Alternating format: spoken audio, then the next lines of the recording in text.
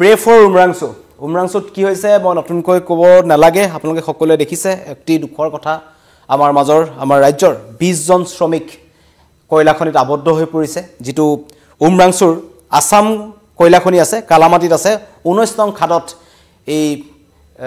20 জন শ্ৰমিক আবদ্ধ হৈ পৰিছে আৰু আজি পুৱাৰ ভাগত এজন শ্ৰমিকৰ মৃতদেহ উদ্ধাৰ কৰিছে উদ্ধাৰকাৰী দলে অভিযানকাৰী দলে আৰু এতিয়া এক হাহাকাৰ পৰিস্থিতি আসলতে এই 20 জন শ্ৰমিক কি অৱস্থাত আছে কাৰণ সোমবাৰে 6 তাৰিখৰ দিনটোত এই ঘটনা সংঘটিত হৈছিল কয়লা মাইনিং চলি আছিল কয়লা খনন চলি আছিল খুলি থকা সময়তে কিন্তু খাতটোত হঠাৎ পানী সোমাই যায় আৰু পানী সোমাই যোৱাৰ ফলত এই 20 জন শ্ৰমিক যি তলত কাম কৰিবলৈ গৈছিল কাৰণ জীৱনৰ এটা চৰম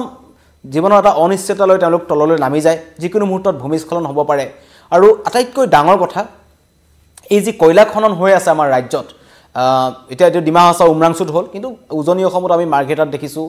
এই অঞ্চলবোৰত যেটো কয়লা খনন হৈ আছে হেতু বৈজ্ঞানিক পদ্ধতিৰে বা বিজ্ঞানসন্মত পদ্ধতিৰে হয় না নহয় তাক লৈ কিন্তু প্ৰশ্ন আছে কিন্তু তাৰ পাছতো একাংশই নিজৰ জীৱনক ফতে কাৰণ পেট প্ৰবৰ্তাবৰ বাবে তেওঁলোকে এনেকুৱা কাম কৰিব লগা হয় জীৱনৰ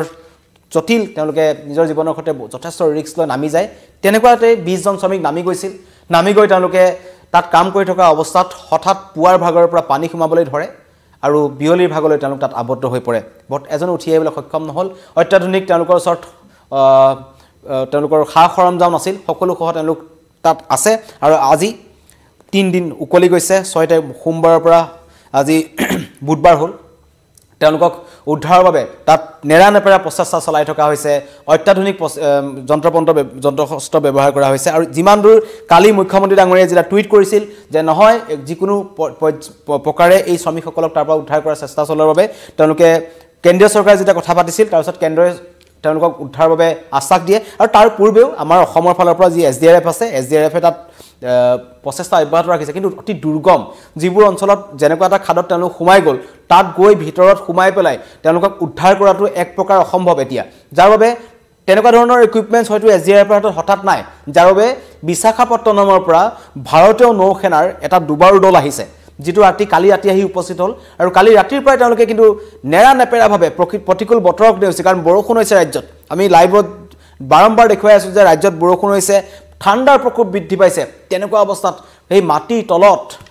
ফুট তলত সোমাই থকা এই শ্ৰমিক কেজন কি অৱস্থাত আছে তাক লৈ কিন্তু এতিয়া সকলো চিন্তিত হৈছে সমগ্ৰ ৰাজ্যবাসী চিন্তিত হৈছে তেওঁলোকৰ পৰিয়ালৰ ওপৰত কি হৈছে হেতু নতুনকৈ কোৱাৰ প্ৰয়োজন নাই সকলোৱে কামনা কৰিছে সকলোৱে প্ৰাৰ্থনা কৰিছে যে উমৰাংচুৰ সেই কয়লা খনিত সোমাই থকা তলৰ খাদত সোমাই থকা শ্ৰমিক কেজন যাতে সুকলমে উদ্ধাৰ হয় সুস্থ হয় কিন্তু অতি দুখৰ কথা ইতিমধ্যেই আমি নিবিচাৰিবলগীয়া এটা খবৰ দিবলগা হ'ল পুৱাৰ ভাগত এজন শ্ৰমিকৰ মৃতদেহ কিন্তু পুৱাৰ ভাগত উদ্ধাৰ হ'ল অভিযানকাৰী দলে উদ্ধাৰ কৰিছে আৰু পানীত উপঙি থকা অৱস্থাত কিন্তু এতিয়া আবদ্ধ শ্ৰমিকৰ জোতা চেণ্ডেল হেলমেট আদি দেখা পোৱা গৈছে যে ড্ৰোন কেমেৰা ব্যৱহাৰ কৰিছে অত্যাধুনিক পদ্ধতি ব্যৱহাৰ কৰা হৈছে আৰু ভাৰতীয় সেনা কিন্তু তাত লাগি গৈছে ভাৰতীয় সেনা নিজেই তাত লাগিছে আৰু হেলিকপ্টাৰ সেনাৰ হেলিকপ্টাৰ তাত মজুত আছে আৰু তেওঁলোকে যেটো পানী হিচিব লাগিব বুলি চিন্তা কৰিছে যে পানী হিচিবই লাগিব যাৰ বাবে আজি পুৱাৰ ভাগত ভাৰতীয় সেনা বাহিনীৰ এখন হেলিকপ্টাৰে এটা পাম্প লৈ আনিছে পাম্পটো আনি পেলাই যেটো 1 মিনিটত 1800 লিটাৰ পানী ক্ষমতা তাৰ পাছতে উলিয়াব পাৰি তেনেকুৱা ধৰণৰ এটা অত্যাধুনিক পাম্প ব্যৱহাৰ কৰা হৈছে যেটো কৰবাত নহয় পানী হিচি দিয়াৰ ফলত যাতে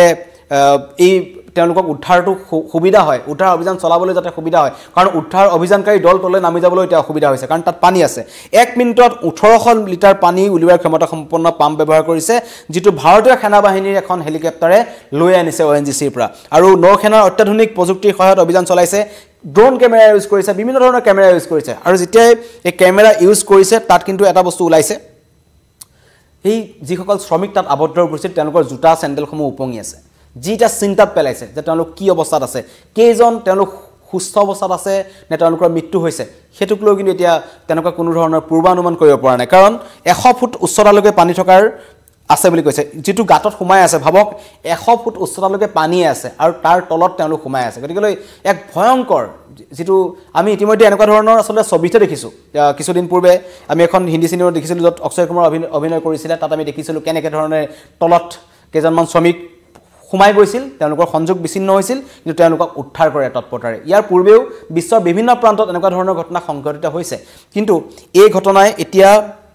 চিন্তাত পেলাইছে আমাৰ ভাৰত অসমৰ গোটেই সকলো লোকক কাৰণ প্ৰচণ্ড শীত আৰু এই শীতৰ প্ৰকোপত মাটিৰ তলত 100 ফুট তললৈকে পানীয়ে আছে তাৰ তলত তেওঁলোক আছে 3 দিন হৈ গ'ল সোমবাৰৰ পৰা আজি বুধবাৰ হ'ল গতিকেলৈ তেওঁলোক কি অৱস্থাত আছে সেইটো এটা চিন্তাৰ কাৰণ হৈছে আৰু এই সন্দৰ্ভত সকলোৱে প্ৰাৰ্থনা কৰিছে আৰু তেওঁলোকৰ পৰিয়ালৰ লোকসকলৰ চিন্তিত হৈ পৰিছে কাৰণ 20 জন শ্ৰমিক বুলি কোৱা হৈছে 20 জন শ্ৰমিক যেটো তাত আবদ্ধ হৈ পৰিছে তাৰে এই 20 জনৰ ভিতৰত কিন্তু এজনৰ মৃতদেহ আজি উদ্ধাৰ হ'ল আৰু উদ্ধাৰ হোৱাৰ পিছত হুকাকুল পৰিৱেশ তেওঁলোকৰ পৰিয়ালৰ মাজত চিন্তিত হৈ পৰিছে সকলো ডাঙৰ প্ৰশ্ন এই কয়লা খনি কেনেকৈ চলি আছে এটো ডাঙৰ কথা কাৰণ সকলোৱে জানে এনেকুৱা ধৰণৰ কয়লা খনন বিজ্ঞান প্ৰযুক্তি সম্পন্ন নহয় অত্যাধুনিক প্ৰযুক্তি নহয় পুৰণিকলীয়া পদ্ধতিৰে এই কয়লা খনন চলি আছে হেতু আগৰ পৰা বিতৰ্ক আছে এই সন্দৰ্ভত এনেকুৱা নহয় যে এটো নতুন বিতৰ্ক কাৰণ আমি আগতেও দেখিছো মাৰ্ঘেৰিটা হওক লিডু হওক এই অঞ্চলবোৰত য'ত কয়লা খনন হয় সেই অঞ্চলবোৰত এনেকুৱা ধৰণৰ ঘটনা সংঘটিত হৈ আহিছে আৰু ৰাজ্য চৰকাৰে এইবোৰ ক্ষেত্ৰত বা কেন্দ্ৰীয় চৰকাৰে এইবোৰ ক্ষেত্ৰত কোৱা হৈছিল যে কেন্দ্ৰীয় চৰকাৰৰ ফালৰ পৰাও কোৱা হৈছে যে বিজ্ঞানসন্মত প্ৰযুক্তিৰ সহায়তহে এইবোৰ কাম কৰিব লাগে কিন্তু তাৰ পাছতো কেনেকুৱা ধৰণে এইবোৰ খনন চলি আছিল তাৰো কিন্তু তদন্ত হ'ব লাগে ঘটনা সন্দৰ্ভত পুলিচ নুনিছা বুলি এজনক ইতিমধ্যে গ্ৰেপ্তাৰ কৰিছে মুখ্যমন্ত্ৰীয়ে নিৰ্দেশ দিছে কিন্তু মুখ্যমন্ত্ৰীৰ নিৰ্দেশটো কথাটো এনেকুৱা ধৰণৰ যে খননটো চলি আছে আজি উমৰাংচুত চলি আছিলে আজি লিডুটো চলি আছে মাৰ্ঘেৰিটাটো চলি আছে কাইলৈ লিডুত এনেকুৱা ধৰণৰ ঘটনা সংঘটিত হ'ব পাৰে মাৰ্ঘেৰিটাত তেনেকুৱা ধৰণৰ ঘটনা সংঘটিত হ'ব পাৰে অবিজ্ঞানসন্মতিভাৱে এনেকুৱা ধৰণৰ কয়লা খননটো ৰাজ্যৰ কেতিয়া বন্ধ হ'ব কাৰণ এই শ্ৰমিকসকলৰ জীৱনৰ মূল্য কি নিৰাপত্তা কি আজি কোল ইণ্ডিয়াৰ ফালৰ পৰা প্ৰেৰণ কৰিছে আজি কোল ইণ্ডিয়া পানী নিষ্কাশনৰ বাবে পাম্প দিছে কোল ইণ্ডিয়া নিজে নামিছে কিন্তু কোল ইণ্ডিয়া বা এনেকুৱা ধৰণৰ যি ৰাজ্যৰ যিসকল যাৰ নেতৃত্বত কয়লা খননটো হৈ থাকে আৰু ব্যক্তিগতভাৱে যিসকল হয় এটো অতি ভয়ংকৰ কাৰণ যিবোৰ ব্যক্তিগত খাত থাকে তেওঁলোকে কোনো ধৰণৰ এই শ্ৰমিকসকলৰ তেওঁলোকৰ জীৱনৰ নিৰাপত্তা নাই তেওঁলোকৰ কোনো ইনস্যুৰেন্স নাই তেওঁলোকক 100 ফুট তললৈ পঠাই দিয়ে তাত যদি তেওঁলোকৰ বহুত লোকৰটো মৃত্যু হৈ যায় এটোটো 20 জন শ্ৰমিক ধৰা পৰিছে কাৰণে ইমান ডাঙৰ ঘটনা সংঘটিত হ'ল বা গম পাইছে কিছুমান তাত মৰি যায় গমেই নাপায় কিছুমান পৰিয়ালে গতিকে তেনেকুৱা ধৰণৰ ঘটনা সংঘটিত হৈ আছে কিন্তু সেইবোৰ কেতিয়া বন্ধ হ'ব তাৰ বাবে চৰকাৰে প্ৰশাসনে ব্যৱস্থা ল'ব লাগে আৰু মুখ্যমন্ত্ৰী এই সন্দৰ্ভত কেন্দ্ৰীয় কয়লা মন্ত্ৰী জি কিষাণ ৰেড্ডিৰ লগত কথা পাতিছে তেওঁলোকে কৈছে যে আমি সহযোগিতা আগবঢ়াম পূৰ্ণ সহযোগিতা আগবঢ়াম কিন্তু বহুত দেৰি হোৱাৰ পূৰ্বেই অতি সোনকালে যাতে এই শ্ৰমিক কেইজনক উদ্ধাৰ কৰিব পাৰি তাৰ বাবে তৎপৰ হ'ব লাগে আৰু নেদেখাজনৰ ওচৰত সকলোৱে প্ৰাৰ্থনা কৰিছে আমিও প্ৰাৰ্থনা জনাইছো নিউজ 18 অসম নৰ্থ ইষ্টৰ ফালৰ পৰা যাতে এই 20 জন শ্ৰমিক অতি সোনকালে অনতি পলমে তেওঁলোক যাতে উভতি আহিব পাৰে আমাৰ সাংবাদিক তাত উপস্থিত আছে